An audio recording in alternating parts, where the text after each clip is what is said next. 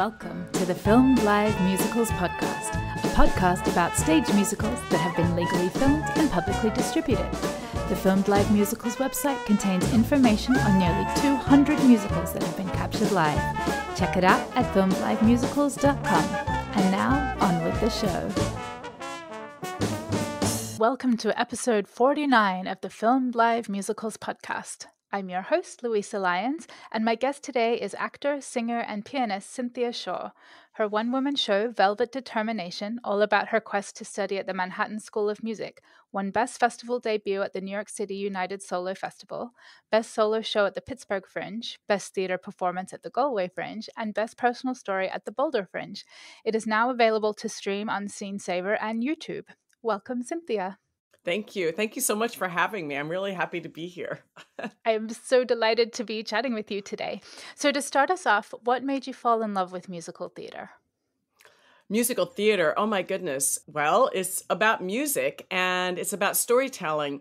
I mean, I come from obviously a musical background since I played the piano. And so even when I was taking piano lessons as a kid, and I talk about this a little bit in my show, is that I would play the pieces, but there would always be pictures and stories with all of the tunes, all of the melodies.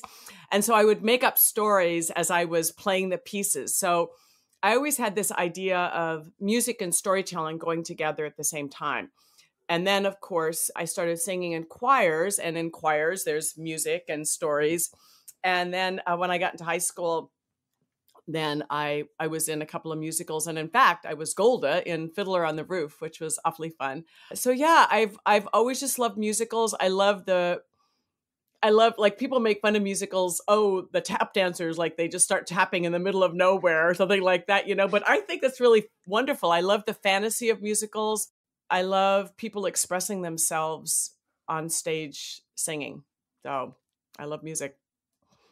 Growing up in Pueblo in Colorado, what access did you have to live theater? Well, there was a now I can't think of the downtown theater. My dad was a musician, and so he played in the symphony. So he would play, and we would go there. But there would also be touring companies coming through town, putting on musicals, putting on theater, and we didn't go a lot, but like we would go to high school productions, and gosh, I'm trying to think. And then an art center was built, and then they started doing larger, mostly in town productions. So yeah, so we would just go see whatever we could. And you talk a little bit in this show about always wanting to play piano and that it was something that just you had to do. Can you talk to us a little bit more about that? Yeah, that's an interesting question, actually. And I don't like when you perform and you create, you don't know why it is you have this thing inside of you that makes you want to do it. Like you don't know. I don't know why I wanted to practice. I don't know why I wanted to play the piano. I know that, once I started piano lessons when I was in kindergarten, actually, I never stopped having piano lessons. And even if I didn't want to practice, because that's a whole other issue, right? Even if I didn't want to practice, what I did like was to play the pieces. I liked playing the pieces. And then my sister played the flute. And so then she and I would play flute and piano duets together. And in fact, at one point, I actually knew all of the flute repertoire because she was a very advanced player. So I knew all of the flute repertoire because she was a very advanced player. So I knew all of the flute repertoire. So I don't know. I mean, maybe playing the piano made me special. Like I think about this sometimes. Like it made me special amongst my peers. It was like this special gift that I have that other people didn't have. So maybe it set me apart a little bit, and maybe that sounds a little egotistical, actually, but yeah, it did. I remember like you're very young, but I remember when the Beatles came on the scene, right? That was a big thing, and we got all the Beatles recordings, and then I wanted to have like all the Beatles music, and I would play through the Beatles music, or I would play through musical theater books, or I just loved being able to sit down and play. Did it ever enter your mind to be an accompanist, a musical theater accompanist, or to play in the pit? Well, I kind of came to that gradually because of playing with my sister. So I was always accompanying her on flute. And then when I was in high school, I accompanied, even though I sang in choir, I also accompanied the choir. And so when I went to college, so I got to be a really good accompanist, actually, following people. And I was always a really good music reader. And I was also a really good sight reader, probably because I just spent a lot of time just reading the music. So by the time I got to college, I actually was on an accompanying grant. And I played for voice lessons. I played for choir. I never played for musicals. I was never involved in the theater department in college or a graduate school, but I did a lot of accompanying. So when I was, I mean, there's all this stuff, anyway, I started singing a lot. I know there's just so much stuff. I started singing a lot and got a job at a children's theater camp in the Catskills one summer. And I started musical directing there. And I discovered that I liked it and it was fun. And I was actually pretty good at it. I could hear really well. I could hear when people were singing in tune, out of tune. I could help people with their parts, fitting everything together. And the other part of it was that I enjoyed so much being with other people. And so that's how musical directing came about for me. Oh, I love that. And when you were talking about not wanting to practice, the playing through music was itself a kind of practice. Like you said, like it developed your sight reading skills and that was, so it was a kind of practice in a way, even if it wasn't scales. Exactly. In fact, scales were my big bugaboo. Yeah. So no, in fact, I have a really funny story, actually. I'll tell you my little story. So when I was studying with my teacher, I think I was in grade school, I went to my lesson and I hadn't practiced the music at all. I played through it, but I hadn't practiced. And my teacher said to me, "Oh, Cynthia, you sound so good this week. Whatever you're doing now, you should keep it up. That's really, you've really excellent." I was like, "Oh my God, this is fantastic. I don't have to practice. This is great. I never have to practice again." So that next week I didn't practice at all. And I go back to my lesson and he's like, "Oh, Cynthia, what happened? You were so great last week and this week not so good." I was like, so I guess I do have to practice. I've had a similar experience where a teacher, I didn't practice and I just like magically got through the lesson on flute actually. And my teacher was like, "Oh, you've been practicing so hard." And I was like, "Oh, I got away with it." She was a stickler for practice. Exactly. Although now what I understand is that a lot goes on in our heads when we're not practicing. Like there's still all this work going on that is like unconscious work. So and I think sometimes too, we can practice too much, right? And we like over practice and then we kind of kill it. So sometimes stepping back gives you a little more leeway. So, yeah. Absolutely. So you mentioned that your dad was a musician and you talk about in the show your grandmother being a pianist for silent movies. Right. Can you talk a little bit more about that? Well, I don't know too much about that because it was, she got married later. And so, but what I do know, she was from a small town in Oklahoma called Okeen. And she was a school teacher. And then on the sides, she would play silent, piano for silent movies. So, I mean, I always knew of her as a pianist and I knew that she played, although she had she and my grandfather, I don't know, it wasn't a very happy marriage. So, like maybe she played, but it was not a big part of my understanding of her. But I did know that she played silent piano for movies. So I thought that was pretty nifty.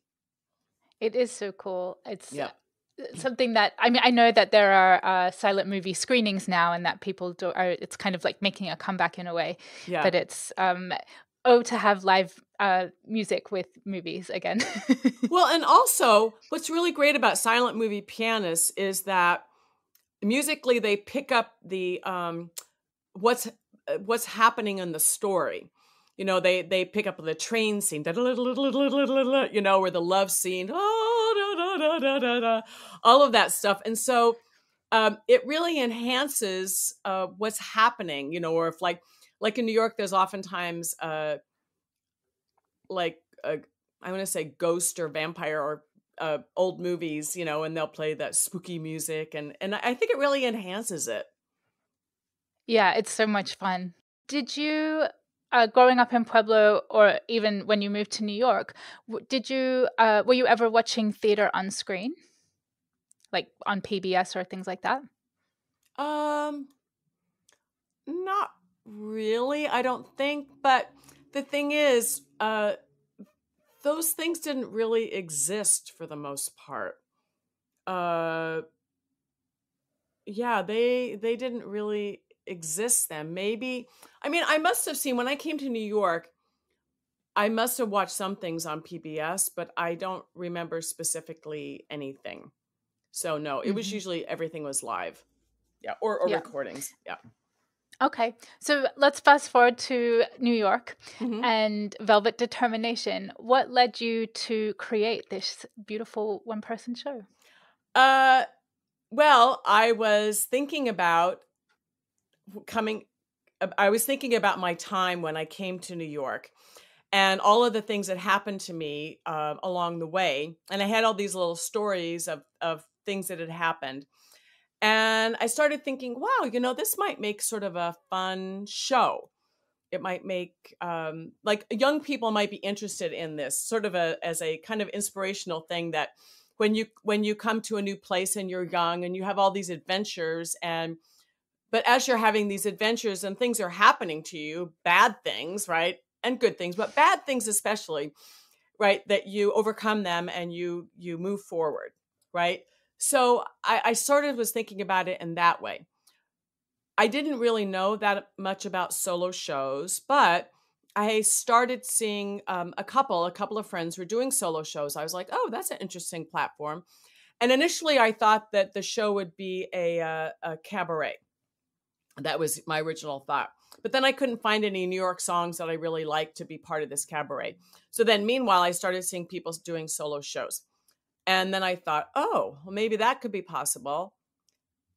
But you also have to understand, I'd never written anything before. That's the other big part of this. I'd never written anything before. And so I went to a show at 59 East 59th Street by this Canadian pianist named Hershey Felder. And Hmm. he did a show. It was the first one of his that I saw. I've seen a whole bunch of them now, but his first one that I saw, he played Leonard Bernstein. And so he followed Leonard Bernstein's life from birth to death. It was like amazing. And he played the piano and he acted and he told Leonard Bernstein's story. And I thought, after I saw that show, I thought, oh my God, there is a place for a solo show about classical piano. And so, not that I'm Leonard Bernstein and not that I'm Hershey Felder, but I thought, but I have my story. And so that was when I started writing my stories down and, just sort of getting them out of my system. And I had like 20 pages of just random writing. And then I took a solo writing class with Austin Pendleton, who's a very famous actor here in New York. And at Hmm. our first class, there were like 6 or 7 of us. We all told what our story was. And he said, all right, well, next week, we're going to start performing our shows. And I was like, oh my gosh, I don't have a show. I don't have anything other than this rambling, but it was good because it forced me I had a week to even start. And that was how the whole process started. Wow, that's nothing like a deadline to make it happen, right? Nothing like a deadline. Nothing like a deadline. I know. And it was exactly what I needed because I could have been rambling on for a long time, just writing and writing and writing. And then after I took that class, I still didn't have a show, but I had something closer. And then I started working with my first director, Paige Clements, and she and I would get together every 2 weeks, and we would just go through what I had written, and we would talk about it, and we would organize it, and that went on for a year of us meeting every 2 weeks. Yeah. And then finally, in the beginning, at the end of 2018, then that was when I performed that show at the United Solo Festival. So that iteration of my show. Yeah. Mm-hmm.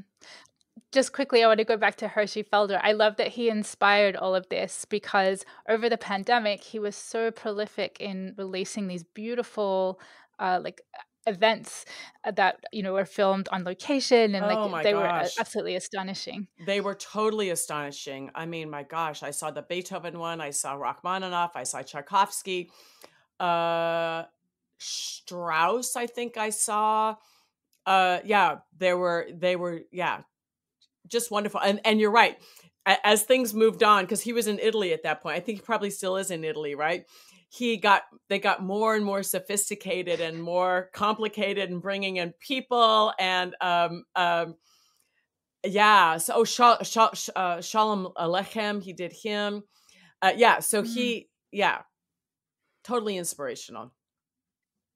I really love that tie-in. So remind me the name of your first director. Paige Clements. Paige Clements. So you'd been working with Paige, and then what? And you performed it at the United Solo Festival. What was that like, as not having written a show before and then going into a solo festival for the first time? I know. It was actually really great because Paige and I, once we got the show to a place that we thought it was in performance, we got together, I don't even know for how many months, every week. And we worked on the show, ran the show. So that by the time I actually did the show, I felt very comfortable in it. I just felt very, very comfortable in it. So it was not stressful. Like it could have been if I hadn't felt comfortable in it. Yeah. So I felt very ready. Yeah. Were the pieces that you had selected for the show things that were already in your wheelhouse, or were you learning new material for the? You were asking the best questions. I love your questions. Oh, thank you. So the music for the show, this is a really interesting question. You are the first person that has actually asked this question. So the music for the show, no, you are. The music for the show, initially, I wanted to have music in my show that had actually been in my life. Like I wanted to play in my show the piece that I played for my audition. Or I wanted to have in my show pieces that I played for my John Thompson books, right? I wanted to have the real pieces. So a lot of the music was that music. But a lot of the music, I couldn't remember what I had played. Like I have no idea what I played for my second Manhattan School audition. I really don't know. So it was kind of a combination. And then there were a couple of other things that went into it. I end the show with the Debussy L'Île Joyeuse, which I had been working on for like, I don't know, 3 years. And so I knew that I wanted to, I know, right? But you know how music is. You'll work on for a long time. So I knew that I wanted to end the show with that piece. And then I always loved the Bach Italian Concerto. And so I knew that I wanted to start the show with that. And again, the Bach Italian Concerto, I've been playing for, like 30 years, 40, like a long, long time. So it is in your bones now. It is my bones. Yeah. So I knew that I wanted to start the show with that. And then in the middle of the show, I play the Chopin Nocturne in C sharp minor. And I always loved that piece. But the thing about that particular piece is that when I was auditioning for undergraduate school, I believe, I have this very, very distinct memory of playing that piece for an audition. And so every time I play it, I just remember that time. So yes, so that piece is, so it's kind of a combination of pieces that I played for a long time and pieces that I decided to do in the show. Mm-hmm. And again, I can't remember if I said this in the recording. I know I said it before the recording, but the choices of music are so beautiful. I would love you to release a cast recording if you would. I did, have the time and actually. I did. Oh, there is a cast recording. Yes. Oh my gosh. Okay, I'm going to go buy it. All right. It's actually on Bandcamp. Mm-hmm. Yeah. So if you just look up Cynthia Shaw or Bandcamp, you can buy it. So Amazing. it's the greatest. It's not the great, but it's the music from Velvet Determination. The greatest hits. Oh, yay. That is going into my rotation of music that I play all the time. Oh, excellent, excellent. So I don't have everything, but I have well, I mean, I have the recording up here, but I have like eight pieces that I play in the show. So Oh, wonderful. Yay. That it's a sampler platter. Exactly. Sampler platter. Exactly. Oh, good. And so your very first show, you win Best Festival Debut at the Solo Festival. And then what comes next? So let's see. After I did that, so that was 2018. That was October 2018. And then I did the show, like we were visiting friends in New Hampshire for Thanksgiving, and I did the show there. And then I went home to Pueblo, and my mom was like, "Oh, you have to do the show here." And so I performed the show at my church, actually, so where I grew up. And so that was in the sanctuary. So that was really cool. And there were all these people that came. So that was really great. And then, I have to pause you there. yeah. Wow. I like knowing what you share in the show. What was that like talking to the people that were kind of in that world? Well, I have to tell you that the show that you saw is not the show that I performed. Because there comes a point at which I totally rewrote the show. And that's what you see. The show that I do now, if I did that show in my hometown, in fact, it sort of brings up a dilemma, because my mom wants me to do the show again in December for all of her female friends. And there's some things I have to take out of the show because, you know, I just have to take them out. So yes, yeah, no. And in fact, I was supposed to perform the show in January of 2020 or 2021. I can't remember. In my hometown in the big hall. And I was having a major dilemma with that because of that very thing. That I didn't know how, I didn't know how to deal with all of that. So anyway, so what happened with the show is that, so I performed it the next year in 2019. I performed it in Colorado Springs at the Millabo Theater, which was a great experience. It's a wonderful theater in Colorado Springs. And then that summer I did it in Galway. I did it in Capitol Fringe in Washington, D.C. And I performed it at the Pittsburgh Fringe and Boulder Fringe. So I had a whole big run. So by the time I finished with Boulder Fringe, I had performed the show a whole bunch. And I felt like there were things that no longer worked for me in the show. And I wasn't sure what to do. There were just, And so I spoke with Paige, and she and I talked about it. And we both realized that the two of us had gone as far as we could together. And so we had a mutual breakup. And and it was, I mean, that's the hardest thing to do, as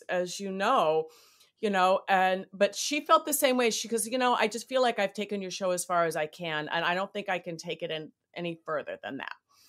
And I was feeling the same thing. So we broke up, and then I had met Peter a few months before, and I just thought he was brilliant, just totally brilliant. And so he was Peter Michael Marino. Peter Michael Marino. And like he was one of those people that, like, you start to talk about something and he gets it immediately. Like he knows exactly what you're saying, and he already has some solutions, some ideas, some thoughts, some whatevers, right? And so I sent him my show, And I had actually started to rewrite my show anyway with somebody else, right? So I sent him that version, which was either a mistake or not a mistake, but it didn't really matter. Because he said to me, he read my show, he loved my show, but he's like, you have to rewrite this show. And so he and I would get together.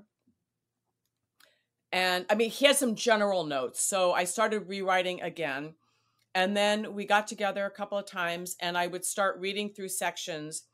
And he would say things like, well, but what about this? Or, well, what about this? Or his big note to me was, you know, your father is like the big thing in your show. And you have him at the beginning of your show and we never hear about him again. We need to hear about your father all the way through the show. I was like, oh, okay. So, so then he and I started working together on the show. And it keeps changing and keeps growing. And I keep finding new things. I'm like, oh, I want to put this in or whatever. So it's been a real work in progress, I would say. And in right before the shutdown in 2020, you performed at the Winterfest at the New York Theater Festival. Yes. What was the decision, or had you filmed previous incarnations of the show and made them available, or was this the first time? I videotaped. I had my first show at United Solo videotape, but it wasn't a very good. The quality was not good at all. So I have it, but it's not really useful. But for that show, I decided to hire somebody who could do a really good job. So, and he did. I think he did a really good job. He did a long shot. He did close-ups. And the beauty of that performance, I did 3 performances. The beauty of that performance was the night that we decided to videotape, I had the best audience. They laughed. They were like the best audience. I was like, oh my gosh, I could not, because sometimes you perform and like there's dead silence all the time, right? so that was really, really good. So yeah, that was the first really good videotape I could have at the show. Oh, I love that. When you filmed it, did you always have the intention to stream it? No. What led you to decide to put it up online? I don't know. Ego. I don't know. It's what actors do now. It's what we actors do now. Yeah. I mean, I think I put it up there just to have it up someplace. And then when it got picked up by Scene Saver, that was actually through the Kiev people, through the Pro English festival. They're the ones that said that you know, in order to be in their festival, I had to put it up on that platform. So that's how it got up on that platform. That's super cool. And that I did not put it there just for me. I just put mine on YouTube. Got it. And that ProFest, it's super cool. I've started dabbling in some of the content from that is available on Scene Saver, and it's they live streamed during 2020.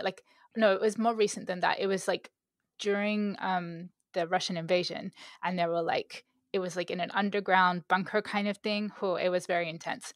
Yeah. Yes. Really amazing stuff.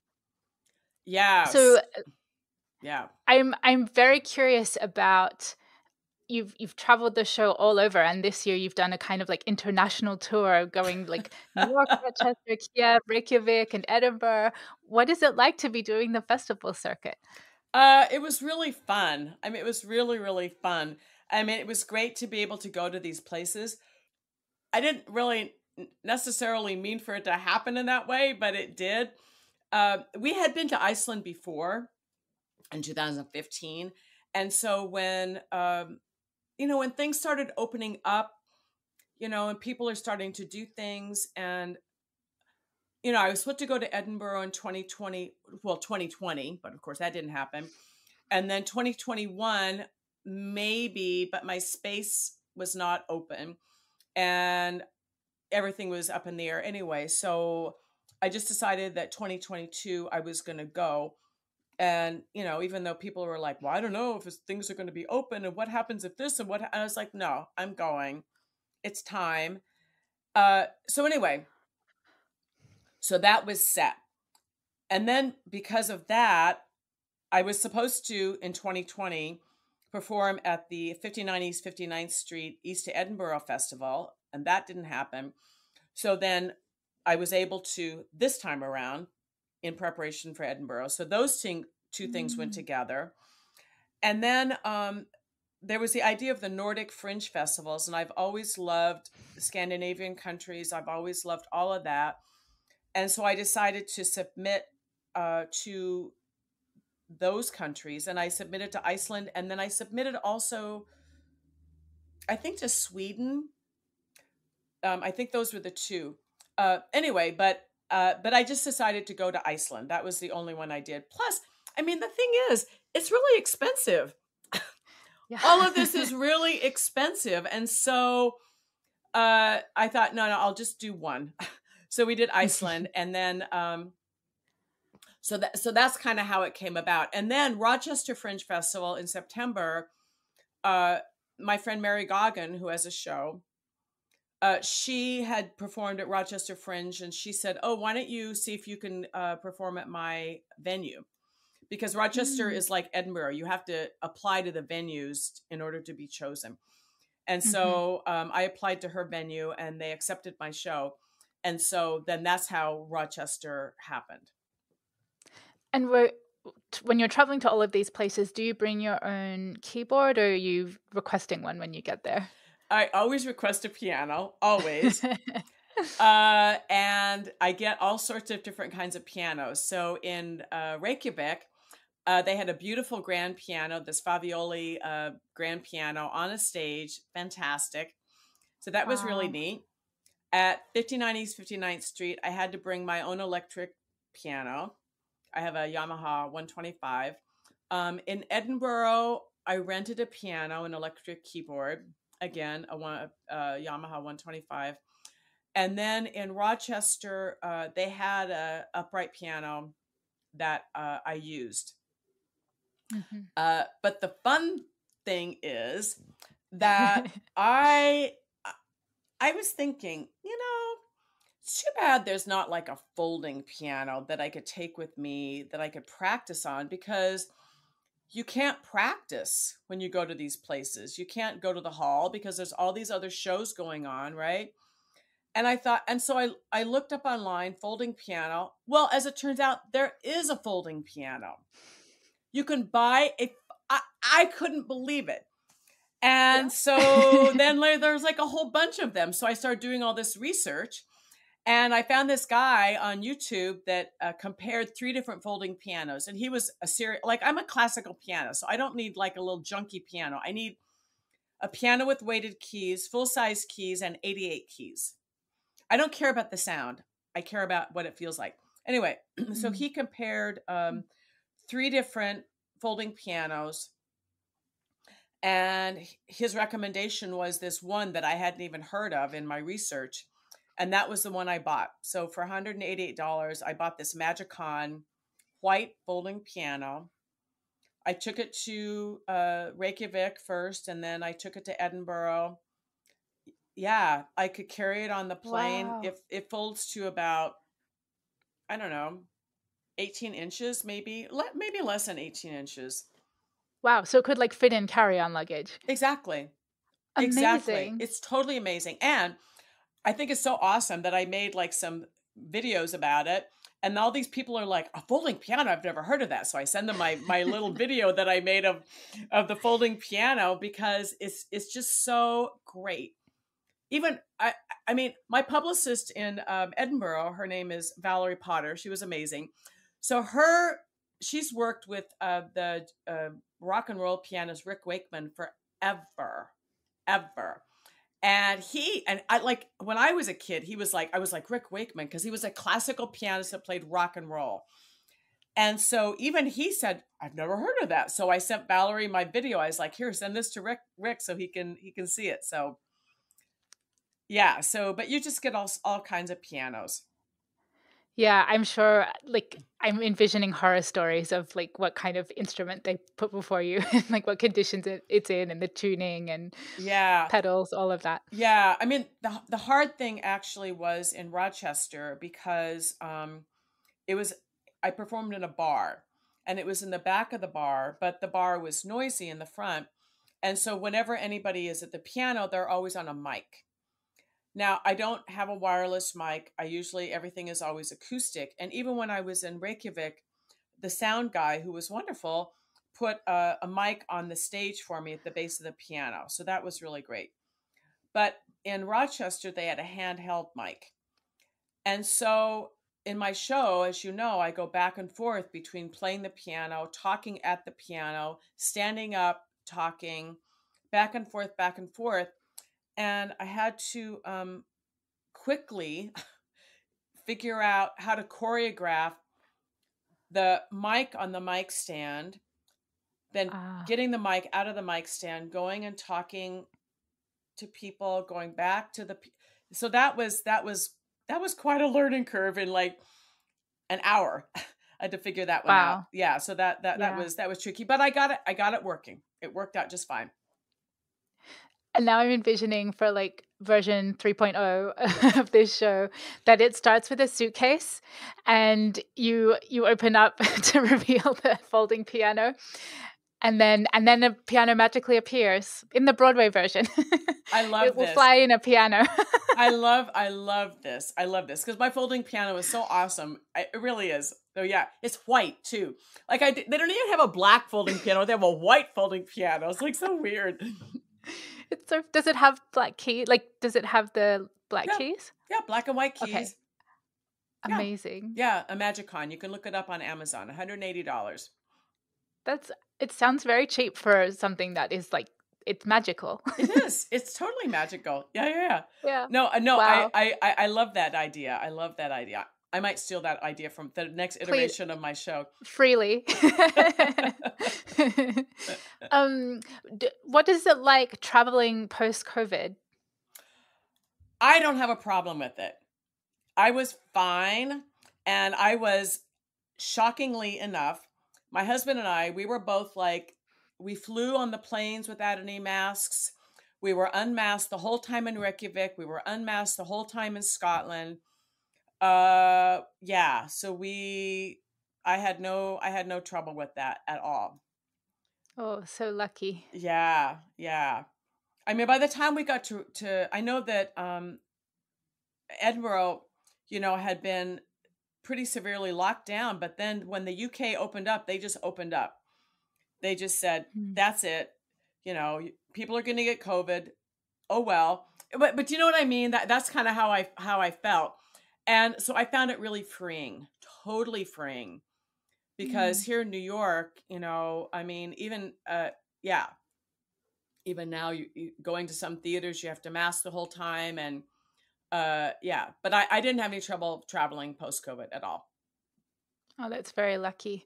Do Yeah. you have any fun road stories? Oh, oh dear. I don't know. I don't know. Or here's a different question. All right. Have you what has the audience's reactions been? Uh, so it's interesting. I mean, first off, you either have an audience that's dead silent throughout the whole show, or I have an audience that laughs uproariously. I've had audiences that cry at the end, because of, when I talk about my dad, and all of that. I so it kind of runs the gamut in that way. Wait, ask your question again, because now I forgot, because I got carried away with my own answer. The audience's how do response. audiences react? Yeah. So when I first did the show, I was shocked that people responded and said things to me that I did not expect at all. That people said my show made them think about their own personal artistic journeys, made them think about their own personal epiphany moments, made them think about their teachers and their lives, all of this stuff. That was never my intention at all, right? And so that really surprised me a lot. Mm.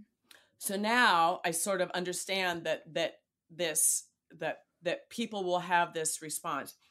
I've gotten the response that people are so happy that I'm willing to be honest about how I feel about certain things in the show, and that I'm sort of straightforward about it, because it allows them to look at choices that they've made. You know, it's all about choices, right? And things, and we all have things that happen to us, and that the idea of overcoming those obstacles or whatever in a positive, joyous way, like, help them, right? I had one boy in Edinburgh, I'll never forget this, like 13-year-old kid, and he said, he came up, he was a little shy little kid, little boy, and he says, I play the piano too. And I said, oh, that's really great. And he said, your show helped me a lot. Oh. And I was like, oh my God. Like, speaking the truth, or speaking about obstacles and overcoming them, and like, my show helped him a lot. And that was like the best thing anybody could say to me about the show. Because, you know, and one thing that Peter said to me while we were working on the show is, he says, you cannot get self-indulgent. You have to just tell your story. Because if you get self-indulgent, then it's about you. You have to tell your story and let people, the audience, feel what they're going to feel. Right? You don't want to manipulate them, you know. And it kind of reminded me, I had seen this show on Broadway, off Broadway, a few years ago.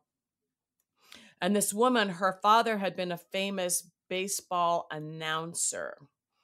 And so she had a mixed relationship with her father. And at the end of the show, she got all weepy and all teary about her father and blah, blah, blah, blah, blah. And I was just like, is this therapy?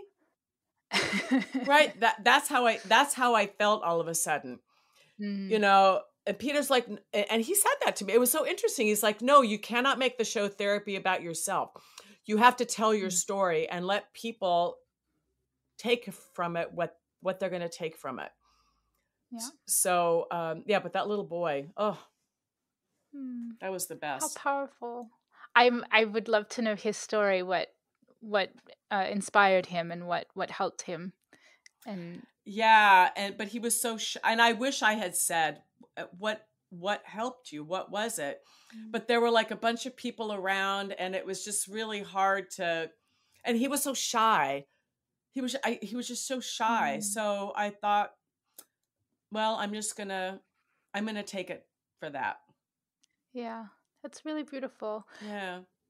If you could go back to your younger self, who was, you know, desperate to be in New York and desperate to be at the Manhattan School of Music, what would you say to her now? I would say that what you have to give is important, and the things that you create are worth being created and are worth being seen. I mean, okay, I have on my wall, I have one of those chalkboard on my door. I painted my door, so it's like a chalkboard. And at the bottom, now this is like really corny, I know, I'm sorry, but I wrote at the bottom, it says here, my work matters, I am seen. And I think that I would tell my younger self that I would have, I mean, I still struggle with this, right? But I would have sparks of this feeling that what I created and what I do is important. And then it would be shut down by all of these things like you're not doing it right. Oh, you need to do this. You need to do that. You're not good enough.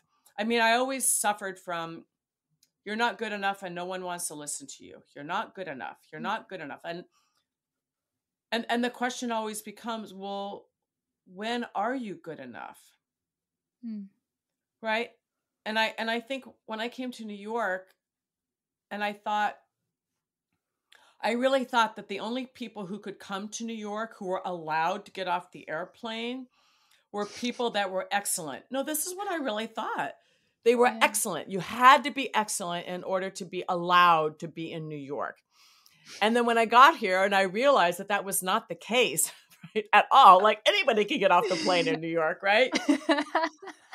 But I had this false sense of what was acceptable or what was good enough or whatever. And I had horrible nerves. I had horrible stage fright.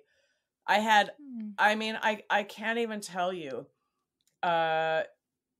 like, yeah, I had horrible stage fright. And gosh, you're just reminding me of all of these things. I used to accompany this group called the New Jersey Cantors Ensemble. I've done a lot of Jewish music. I play for a lot of Jewish music. And so I played for this group, the New Jersey Cantors Ensemble. And they were a group of cantors from like old time cantors to like contemporary cantors, and it was a choir. And so I would accompany the choral numbers that they would do together, but they were such a disparate group. Like, and then I would play for when they do their solos. We do these big concerts, and I think for me that was the biggest learning experience because what I learned was, first off, they were never prepared. They were never prepared for the concerts because they always had their temples. They had all their temple music for Friday, everything, right? They were never prepared. And no matter what, they would get up on stage and they would put on the best show, and they would make so many mistakes. So many. I'm there playing for them, watching all this stuff happening, And yet, man, the show went on.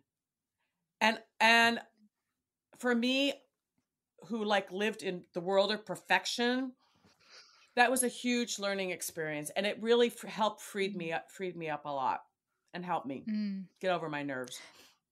That is such a difficult thing with classical music, and that I hear, especially from opera singers, how rigid that world can be and how debilitating that can be for some people. Totally. You play a wrong note, it's like your life is over. Yeah. I mean, it's so severe and so strict. So it makes it really hard because then you're constantly judging yourself. It's like, and then it makes you nervous. And of course you make more mistakes, right? Yeah. Yeah. I'm curious how that has impacted your teaching work. Oh, yeah, it's interesting. I try to balance it with my students. It's funny, actually. I was just, right before I am talking to you, I was just teaching. And we're working on this Bach jig. No, it's a gavotte. And I said, we have to make it dance. It has to dance. It doesn't matter about the notes. We have to let it dance, So like trying to balance those things, you do have to play the right notes. You have to play the right notes, right? But you also can't let the right notes and technique be the only thing. You can't let that be the performance, right? So you're always balancing those two things of making the beautiful music, but at the same time, making sure that you play the right notes. So it is a funny thing. And in a sense, I'm kind of jealous of jazz people because, they can play wrong notes and it's A-okay, hunky-dory, That's jazz, baby. Yeah. But also for me in my show, because I do play classical music and I still have to practice my pieces, but in the show itself, like I would have performances where I would like make a mistake or make a boo-boo or make a whatever. And I'm just like, let it go. Let it go. Nobody cares except for you. You're the only one who cares. Nobody is there to hear you play your music correctly. They're not. No. Yeah, it's That's what really a hard. powerful lesson that is. It really is. And I think, yeah, I mean, I'm not in music school now, so I don't know what it's like now, but for me, it started to become all about that. And then you just have all these, as I say in my show, all these demons yapping in your head telling you how horrible you are. Mm. You know, we have enough What of do you that. think? What do you think? I was going to ask this question as like that opera and classical music stream a lot, that they're filmed and they're available a lot. And so, what could musical theater learn from classical music? But I want to rephrase it. What do you think? What do you think classical music and musical theater can learn from each other? Hmm. Uh, well, it's interesting, first off, because you oftentimes now see a lot of crossover, right? You see musical theater performers performing opera. I think that opera could learn from musical theater is that we want to know what the words are. We want to understand what Sam Hillier's saying, so that we don't need subtitles there to tell us what you're singing about. So I think that opera could certainly learn from musical theater in that way. I think that musical theater could learn from opera the beauty of the voice and the beauty of singing, because sometimes you have people, but I don't know. I even as I say these words, I don't know, because there's so many wonderful musical theater performers that aren't good singers at all, and nobody cares. Right? You don't care because they're such great actors, and they allow the music to just shine in and of itself, right? So yeah, I mean, I think I wish musical theater didn't have so much belting going on. I think sometimes there's a lot of not very pretty singing, from people that are legitimately singing but belting, because honestly, it's not very healthy for the voice. I mean, I remember reading or somewhere that Rent, when it was on, that so many young people blew their voices singing Rent. And I think that that's a horrible, horrible shame, pity that people shouldn't have to go through. Singing with so much tension and singing so improperly. So I think if opera could give musical theater anything, it would be singing well, so that people could have long careers and didn't have to blow their voices. Yeah, singing Yeah. safely. Yeah, singing safely, exactly. Because opera people, they know how to do that. But also, opera people don't have to do 8 shows a week, Shows a week. right? Yeah. Yeah. They don't have to. But on the other hand, opera people don't get mics like musical theater people do, right? So, an opera person has to fill a house. They have to fill the Metropolitan Opera of 3,500 seats, how much ever it is. I don't know. I don't know how they do that. And then it leads in my head to the next, I won't ask this, but, what is the difference between opera and musical theater? It's such a fun question. And I love the Sondheim's answer. It depends what house it's in.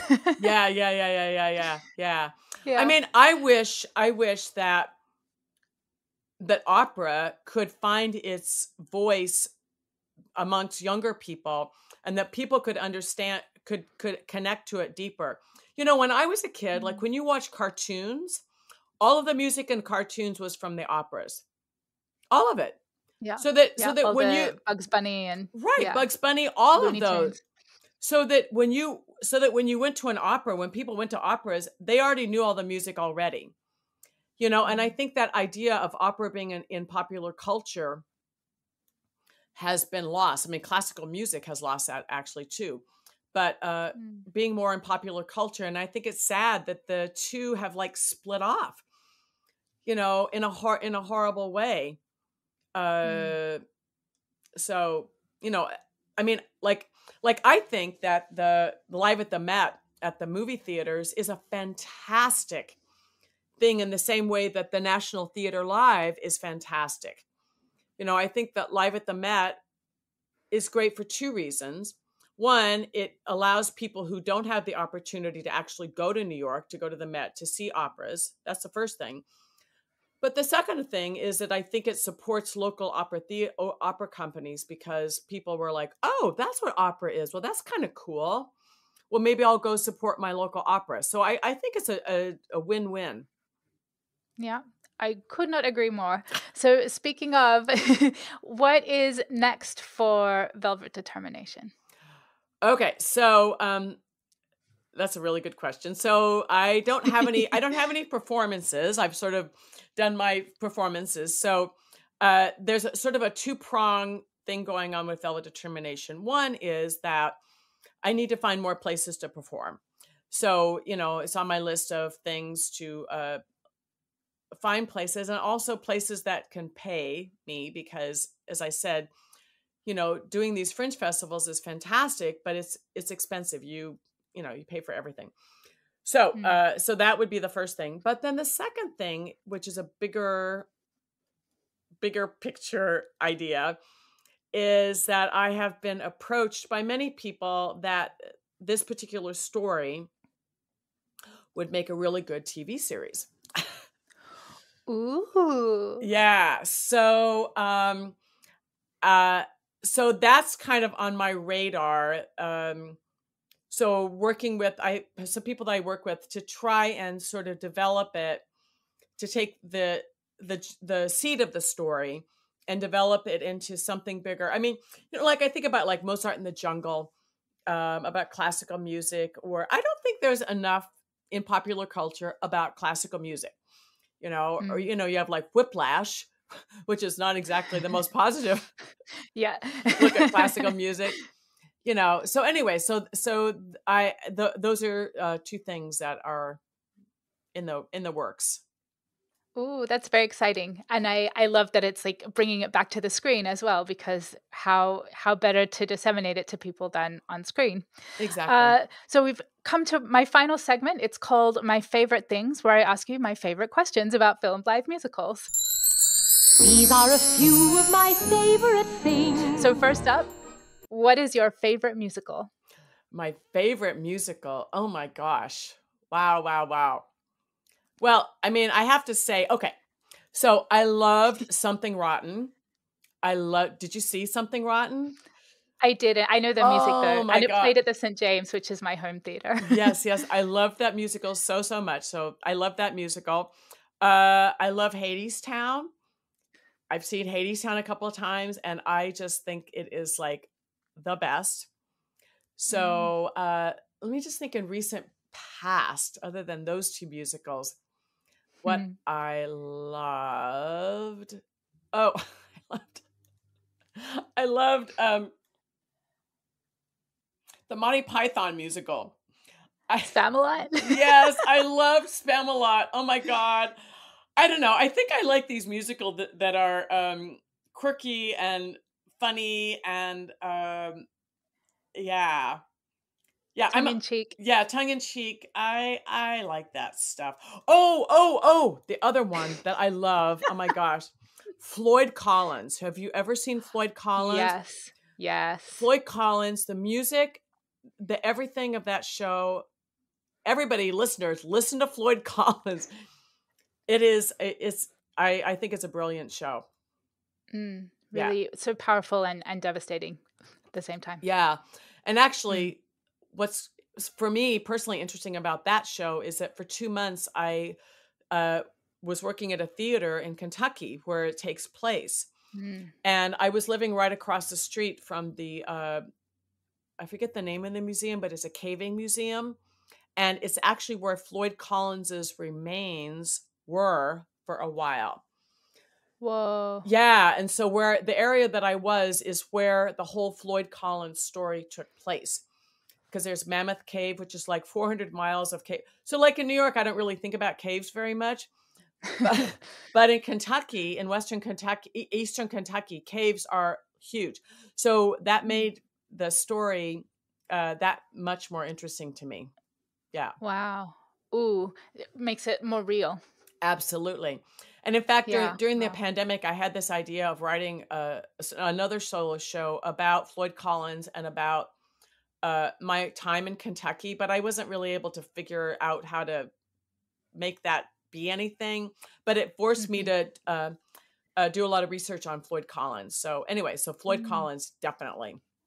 Yeah. Oh, love that answer. That's not one that comes up a lot, so that's I'm really sure. great. Yeah. Do you have a favorite filmed live musical? So not a movie musical, but a stage musical that's been filmed and put on screen.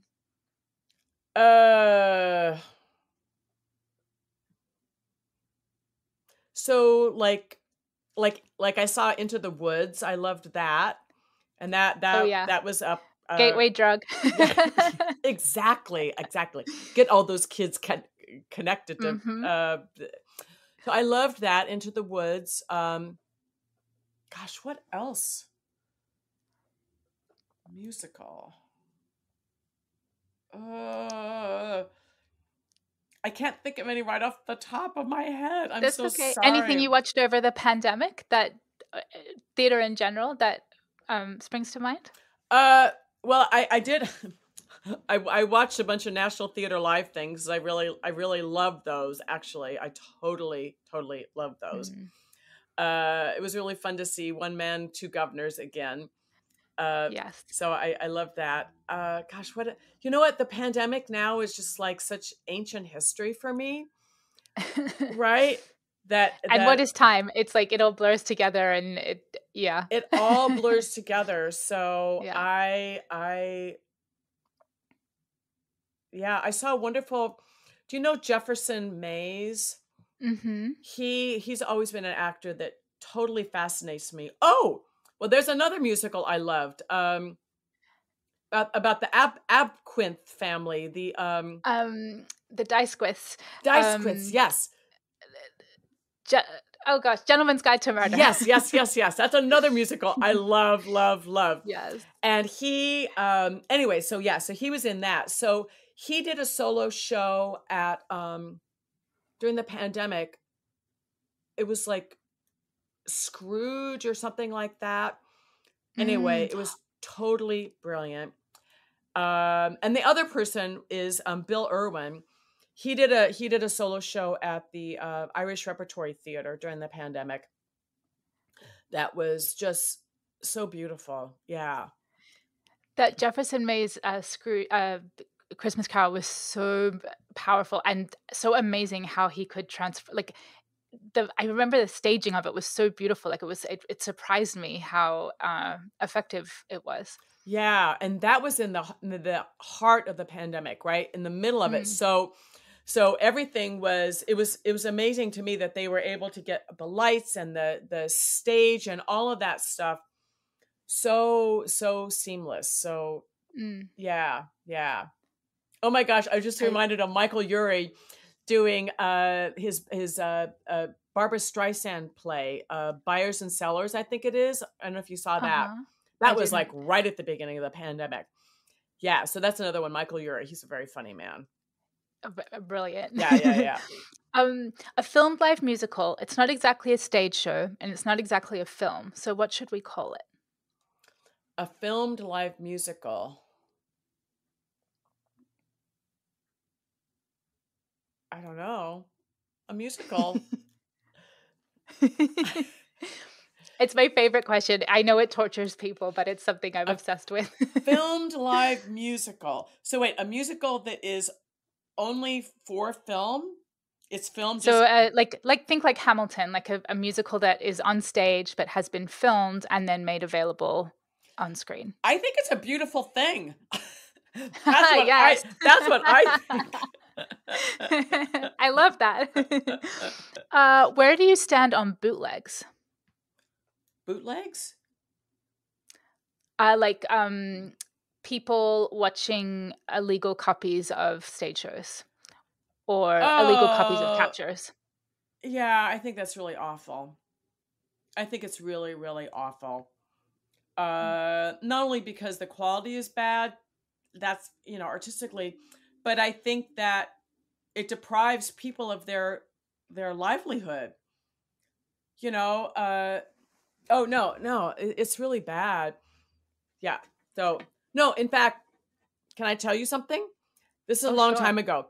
Do you remember was it Napster? Napster, yeah. Yes, remember Napster?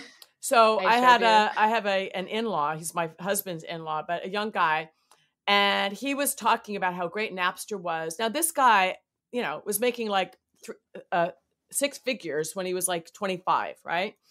And he's talking to me about how great Napster is. And it's so great to get all this free music and blah, blah, blah. And I said to him, how would you like it if you didn't get paid for what you do? How would you like it? He's like, what? And I said, well, that's what Napster is. That's what Napster is. And he's like, oh. I was like, yeah, think about that. It's so cool. No, it's not good. That's a really fascinating thing to me. The Screen Actors Guild recently were, I think they're going to strike, or they wanted to strike because of streaming. That the way the contracts are set up, and this applies to film theater too, that the artists are not benefiting from the streams. Like millions of people are streaming this content, and the artists aren't getting paid. And one writer posted on Twitter that she had formerly been like her last residuals check was something like $100,000, and then over the past few years, her last check was like $12. And so how streaming, like, it opens up access, but it also, how do we compensate artists fairly for their work? And yeah, no, I mean, those people, it's a very complicated thing. It's very complicated. Those people need to make, I'm all for things being streamed by millions of people. Totally. Share the love. But I think that the people create need to be paid for that. Do you remember Friends, the TV show Friends? Mm-hmm. Do you remember that the actors, I don't know that they struck, but they definitely were a united front because the producers and the networks were making so much money off of that show that they said that they asked for ridiculous salaries because they said, we deserve that, because if you're going to make that money, we make that money too, because without us, you would have nothing. And I thought that was, everyone was like, how dare they ask for so much money? I'm like, no. Yeah. They deserve that. And that money. has like had a wash-on effect, like the way Hamilton negotiated their contracts and from the very beginning, and then how they negotiated the contracts for the film too is it's so important. It's very important. What stage musicals do you wish had been filmed? Well, Something Rotten for sure. Spamalot for sure. I mean, yeah. The thing that's awful is that even if it's streamed and even if it's filmed, it's still not the same experience. It's still not the same experience as going to the theater. And that's the hard part about it. So, yeah. Although, I have to say I loved the Into the Woods when they did that. That was just so wonderful. So in a sense, it's great. At least I get to see something that I wouldn't normally get to see. And what you were saying earlier about, people see it on the screen and then they want to buy tickets in person. Yeah. And that's like, there's data to support that when shows are released on screen, even a movie version, that ticket sales at the box office go up. So it's a win-win. Yeah. I'm sure it's the same way in UK. In New York, people come to New York and all they know about are 5 Broadway shows. Right? That's all they know exists. And they're sort of in a befuddle about what should they see. And I don't blame them. They don't know, tourists and everything like that. And it's expensive. They only have so many shows they can see. Exactly. And, this idea of being able to see smaller things that are just as good, because even in New York, off Broadway is still practically Broadway anyway. Right. But there's off Broadway and there's all sorts of amazing things that people don't know about. And, it has to do with advertising budgets and publicity and all that stuff. It's very, very expensive. But I wish there was, streaming things actually is a way for those things to get out in a way that so that they could even compete a little bit for audience. So yeah, I just wanted to add that. That's a perfect thing to add. I love that. What would you like to see filmed in the future? Oh my goodness, what would I like to see filmed in the future? Well, I suppose like every Broadway show that's up right now would be fantastic. You know, that would be really good. I mean, you know, Strange Loop is going to close soon. That would be really good to have Strange Loop. What I would give, I really, you know, there's some big name producers behind that show, and I really, really hope that they invest in a pro shot. Yeah. Or I don't know, maybe they'll bring it to UK. I mean, I don't know, but I would think they would film it because they should.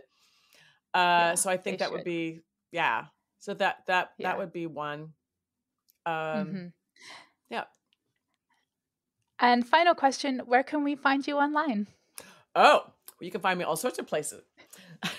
I am on Instagram under Cynthia Sings and Velvet Determination. I'm on Twitter under Cynthia Sings, although I'm not terribly active on Twitter, but I am on there. I'm on TikTok under Cynthia Sings. But again, I go in and out of TikTok because that's a whole big thing. You can find me at my website, cynthiashaw.us, velvetdetermination.com. And then I also have a alter ego, Dr. Ivory Von Tickle, who is a online piano teacher. She teaches with joy and confusion. So she has 4 episodes. So you can look up Dr. Ivory Von Tickle. And then let's see, Instagram, Twitter. I'm on Facebook, Cynthia Shaw. And I think those are all the platforms, aren't they? Did I miss any? Great. And yeah, that sounds right. And I'll have links to all of that in the show notes. Okay, great. Cynthia, this has been so much fun. Thank you so much for your time today. Oh my gosh, this is fantastic. The Filmed Live Musicals podcast is created and edited by our host, Luisa Lyons, with thanks to our wonderful patrons, Josh Brandon, Geraldine Brewer, Belinda Broido, Elliot Charles, Rachel Esteban, Mercedes Esteban Lyons, Luke Hasselman, David Jones, James T. Lane, Heather Madrone, Wendy Marcotte, Alison Matthews, Al Monaco, David Negrin, Amy Penn, Gerald Piper, Jesse Rabinowitz and Brenda Goodman, David and Catherine Rabinowitz, Joe Tillotson, Beck Twist, and Tyson Van Helsing for financially supporting this site. FilmedLiveMusicals.com is the most comprehensive list of film stage musicals. You can follow us on Twitter, Facebook, Instagram, and YouTube. If you would like early access to this very podcast, early access to site content, the full weekly newsletter with info on upcoming streams, and exclusive access to the streaming calendar, become a Filmed Live Musicals patron for as little as $3 a month. Visit FilmedLiveMusicals.com to learn more. If you like what you hear, please leave a review on Apple Music. It really helps get the word out about the show. I hope you enjoyed this episode, and thanks for listening.